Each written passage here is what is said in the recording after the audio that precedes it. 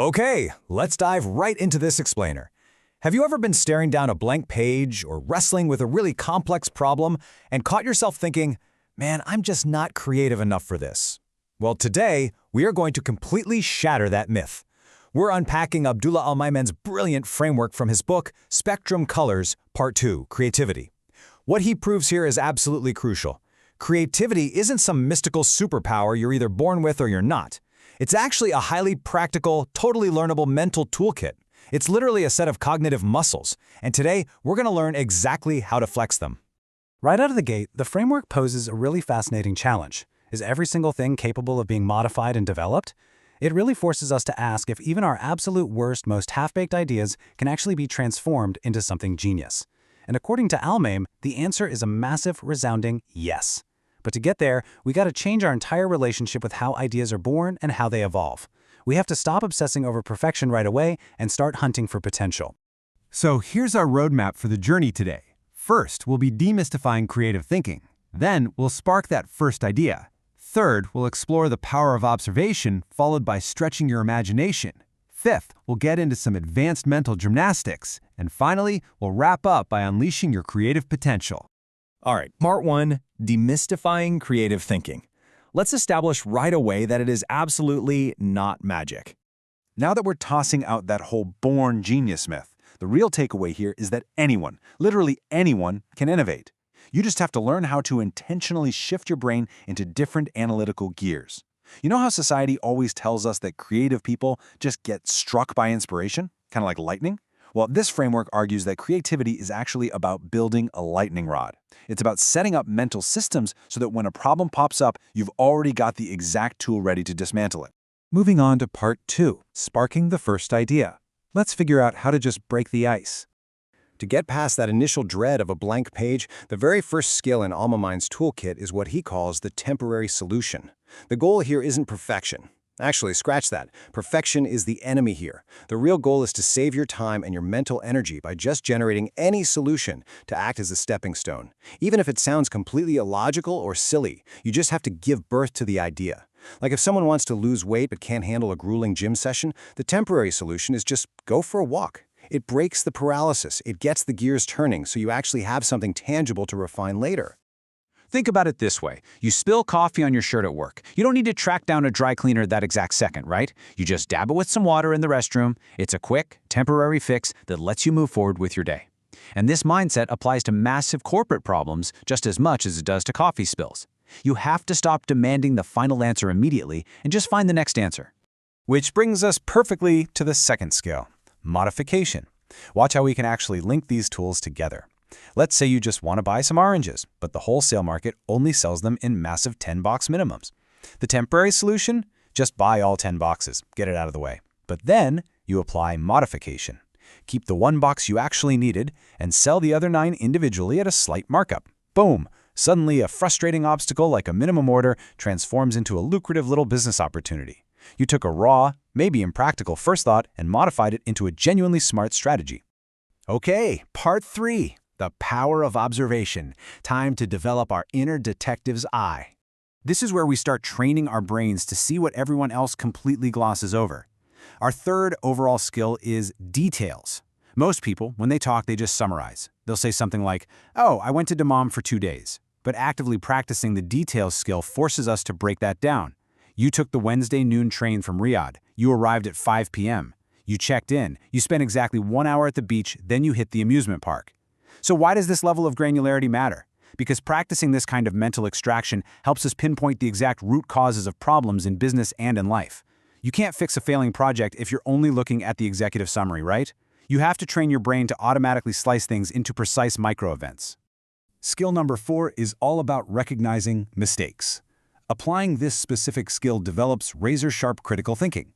You look at a system like, say, parenting methods, and you actively note the errors. Constant scolding, lack of encouragement, meeting a kid's stubbornness with more stubbornness, or take a traffic officer who treats a minor violator like a hardened criminal. By actively scanning our environment for these structural flaws in other people's approaches, we learn to foresee and avoid systemic errors in our own lives. And the best part? We do it without needing someone else to point them out to us. And that flows beautifully into our fifth skill, Justifications. If the last skill was about finding out what's wrong, this one is all about figuring out why things are right.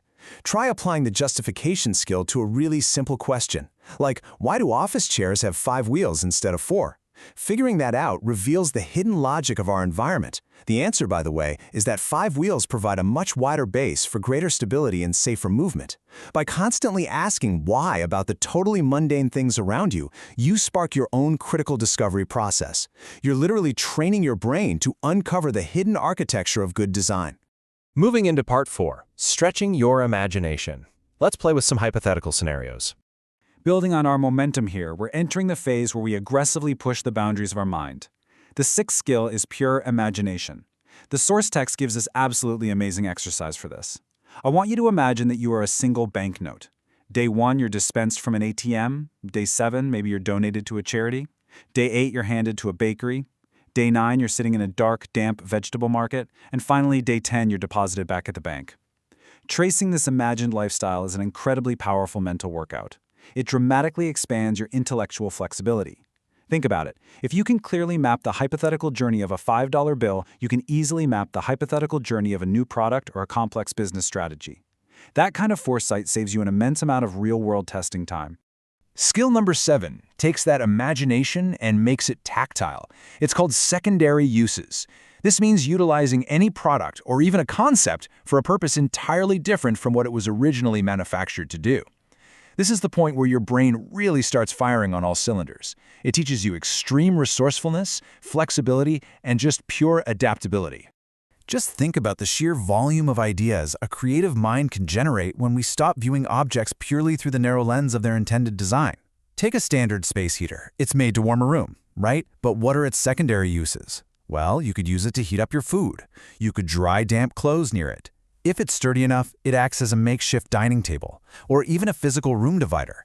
The more you practice looking at ordinary objects and hunting for their hidden, secondary utility, the more adaptable your mind becomes to solving totally unexpected crises. All right, part 5, advanced mental gymnastics. Time to start connecting the dots. This is where we learn to connect completely unrelated dots, and frankly, work backwards. Skill 8 is spotting contradictions. Consider a student who claims they want to be a top-tier doctor, but they play video games all day long. That is a glaring clash between stated goals and actual behavior. Or consider a substitute teacher who gives the completely impossible instruction to a classroom to play but be quiet. Spotting these kinds of contradictions, whether they are in verbal instructions, historical accounts, or corporate data, really sharpens our observational powers. But more importantly, it helps us audit our own lives. We can use it to ensure our daily habits aren't actively sabotaging our long-term goals. Skill 9 is all about creating memory links. Look, to be highly creative, you need a vast mental library of facts to draw from, and this skill shows us exactly how to build that library quickly. Take the historical story of Adam's sons. Who was the killer and who was the victim? By using simple phonetic anchors, we solve this instantly. Qabil starts with the letter Q, which links to qatil, the Arabic word for killer. Habil starts with H, linking perfectly to halik, meaning perished. By proactively creating these simple sensory or phonetic anchors, we effortlessly retain massive amounts of complex information. That directly boosts the intellectual capital we have available for creative thought. And that brings us to our 10th and final cognitive skill, ask, or formulating reverse questions.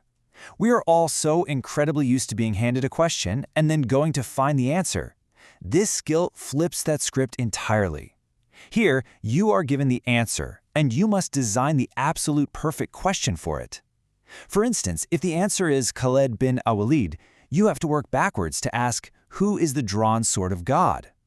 By working backwards from a known conclusion like this, we radically increase our mental agility and our ability to reverse engineer success in our own projects. Finally, part 6, unleashing your creative potential. Let's reshape your daily reality. Let's wrap up this explainer by looking at how you can actually take these 10 cognitive tools and completely reshape your day-to-day life. The biggest takeaway from Al Maimon's Spectrum Colors framework is that true creativity is absolutely not an isolated event. It is a deliberate daily habit. It's the habit of sparking those temporary, maybe messy ideas. It's observing the deepest details and contradictions. It's stretching the limits of everyday objects and constantly flipping the script with reverse questions.